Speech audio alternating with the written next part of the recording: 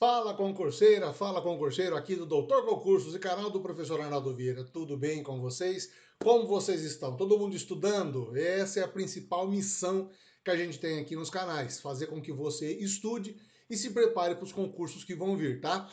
Começando o vídeo, já como a gente faz religiosamente, pedindo para você deixar o like, se inscrever nos canais, tá? Ativar o sininho, que é muito importante, porque ele avisa você toda vez que a gente sobe os vídeos para os canais, e compartilhar, escrever, comentar, deixar a sua opinião nos vídeos que a gente está fazendo aqui. Como foi o caso do Enilson Mendes. Professor, suas aulas são top.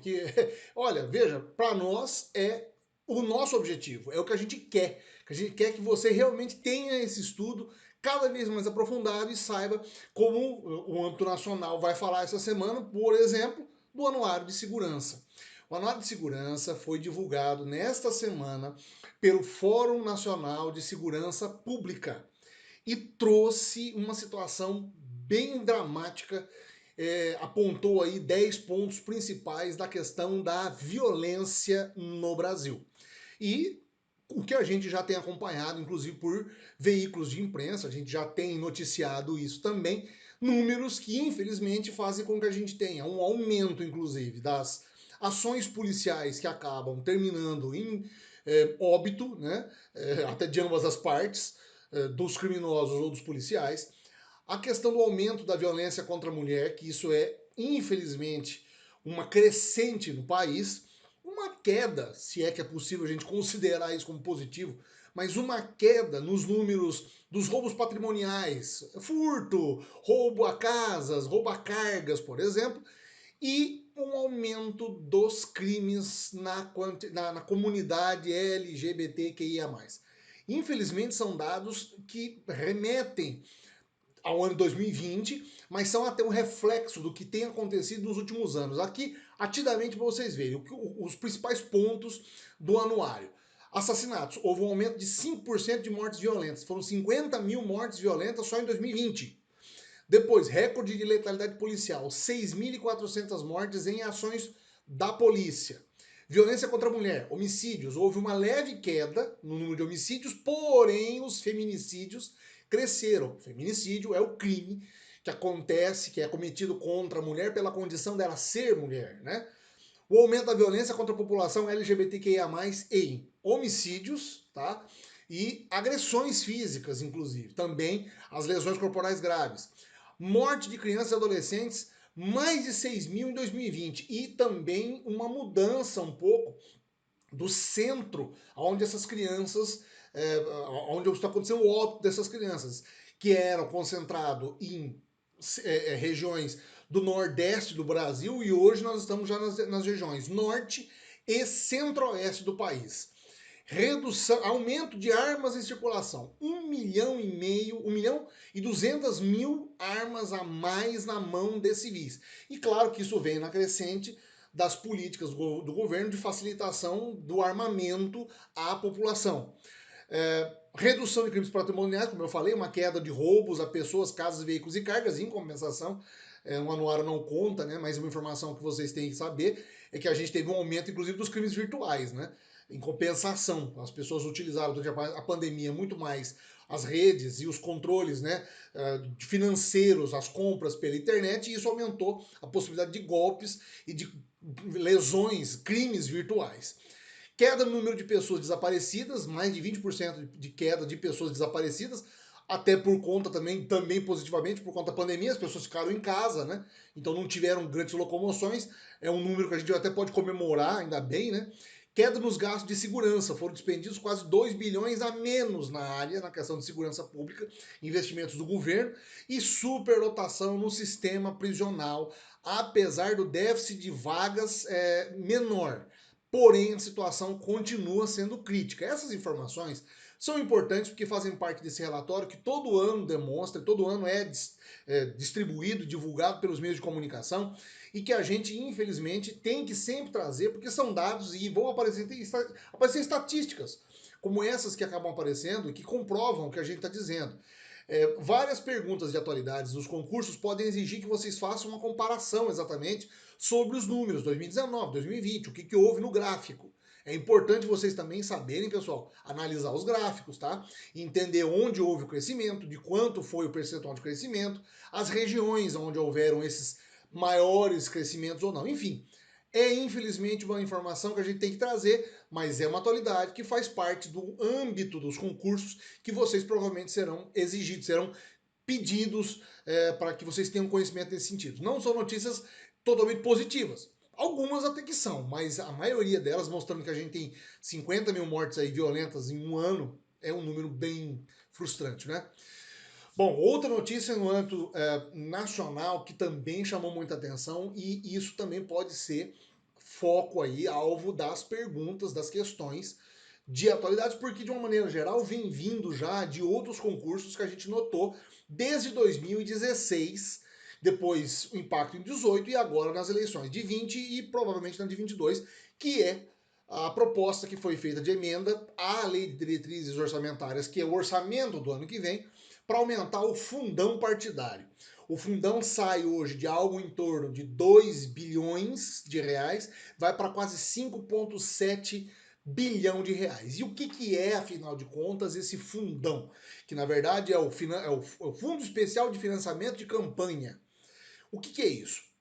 É um fundo que já existe, já está aprovado, já foi utilizado nas eleições de 2020, principalmente do ano passado, que houve uma modificação, uma pequena mini reforma política para a eleição de 2018, já desde 2000, foi aprovado em 2017, foi colocado já em 2018, que veda a doação de recursos financeiros para campanhas eleitorais por parte de empresas ou por parte de pessoas jurídicas. As doações têm que ser feitas de pessoas físicas somente. Então isso limita. E há um limite, inclusive, que é atrelado ao imposto de renda. Bom, em compensação foi aprovado então esse fundo, que é um fundo público, ou seja, dinheiro público para gasto eleitoral, para ser utilizado nas campanhas eleitorais que estão por vir. E ano que vem, 2022, é ano de eleição. Esse fundão foi ampliado, né? Foi quase aí duplicado o valor dele, ou até mais, né? Quase triplicado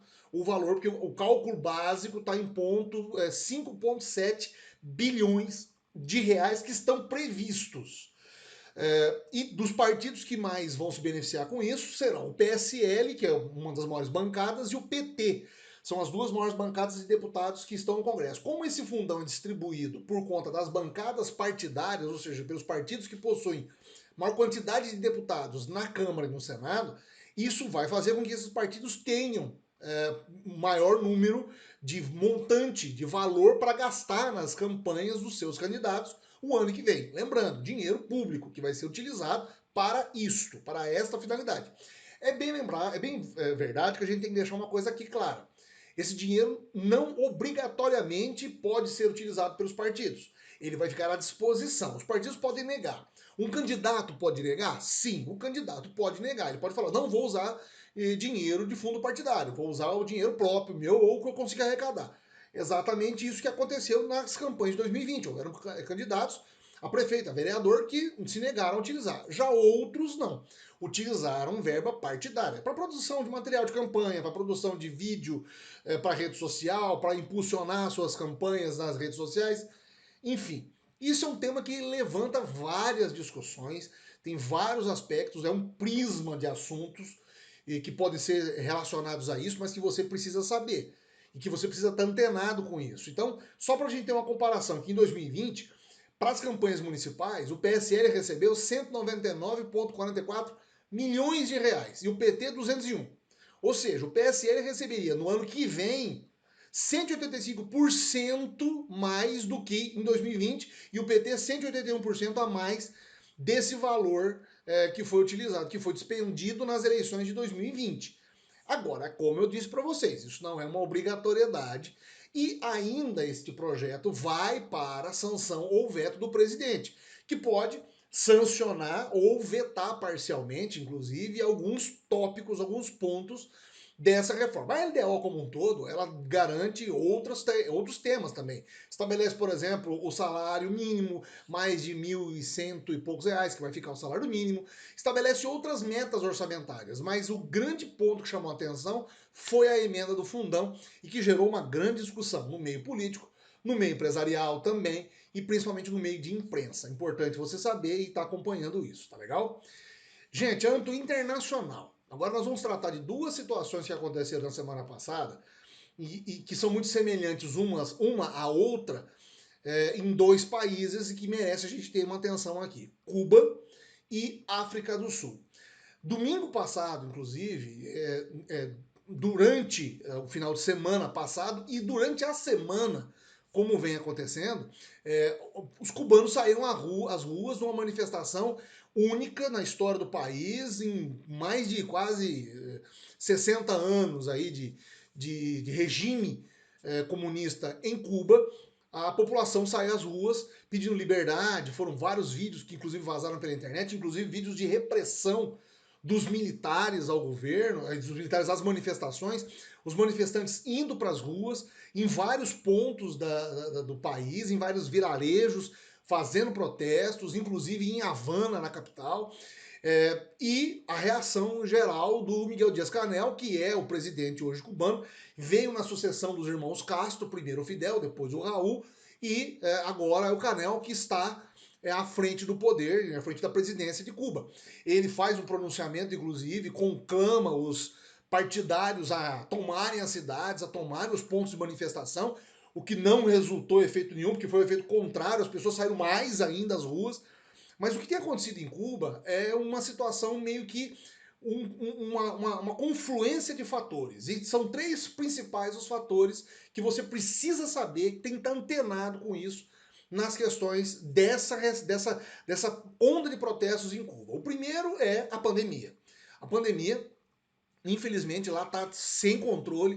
O sistema de saúde praticamente inerte, não dando conta, uma média de 7 mil infectados por dia, número de óbitos então disparando, e o país sem uma estrutura para combater a doença.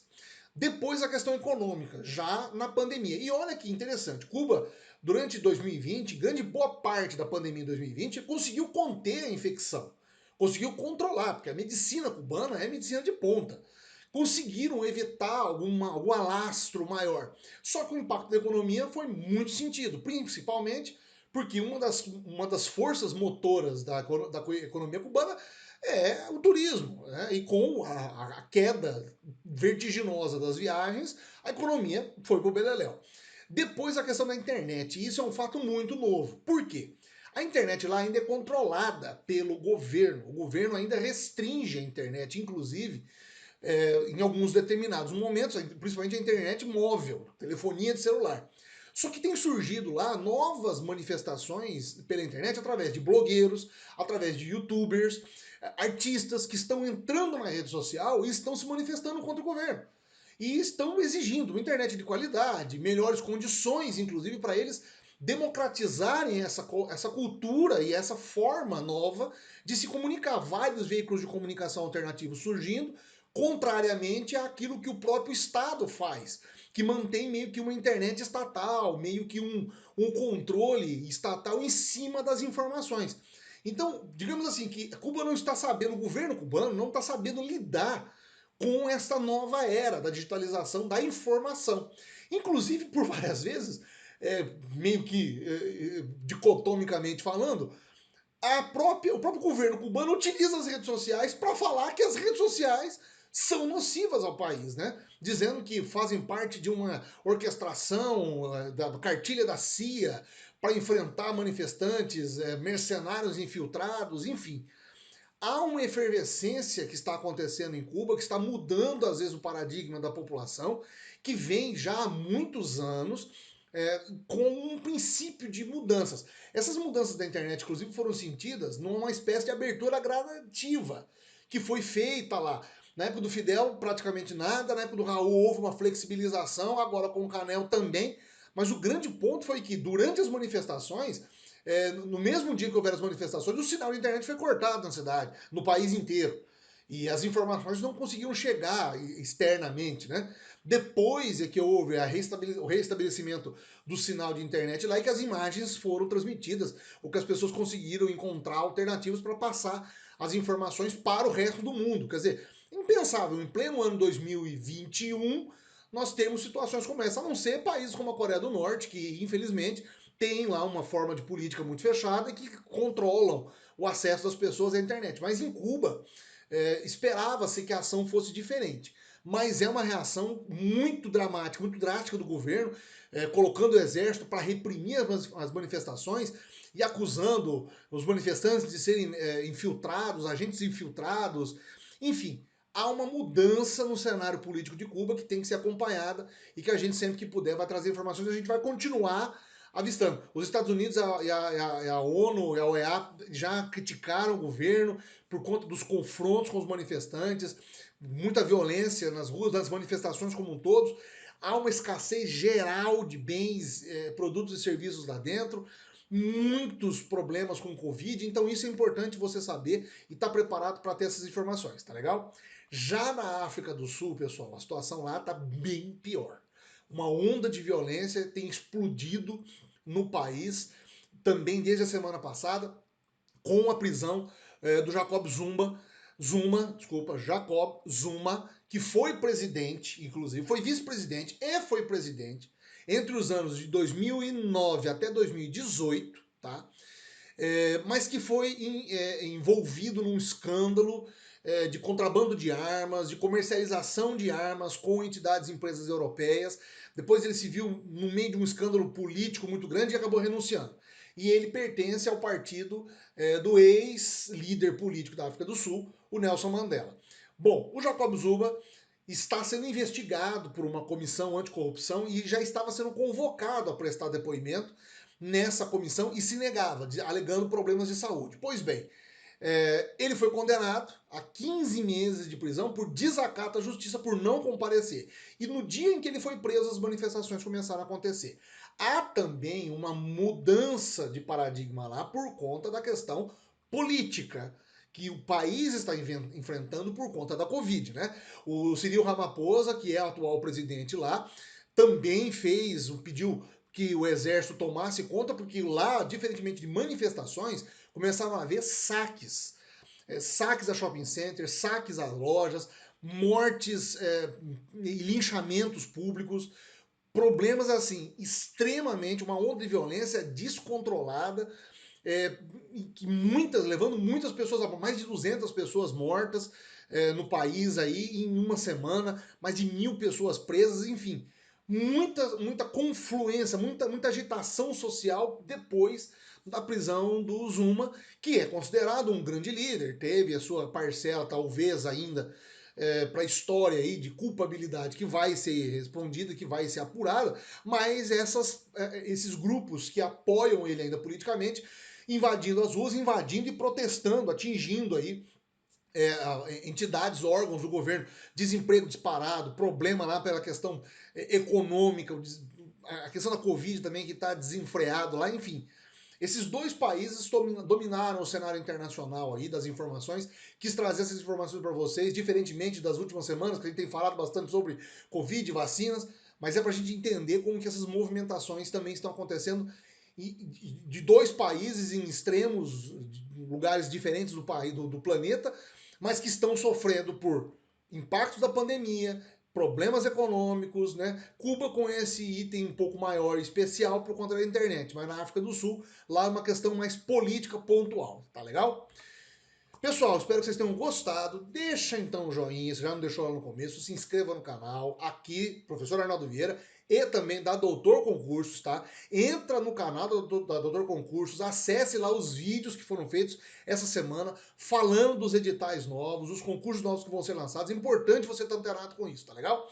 E se você quiser compartilhar com a gente aí e comentar, deixar um recado que a gente sempre traz aqui os recados de vocês com muito carinho, com muita atenção para atender todos vocês, tá legal? Um grande abraço, a gente se vê semana que vem, se tudo correr bem, se Deus quiser. Um grande abraço a todos vocês, até lá!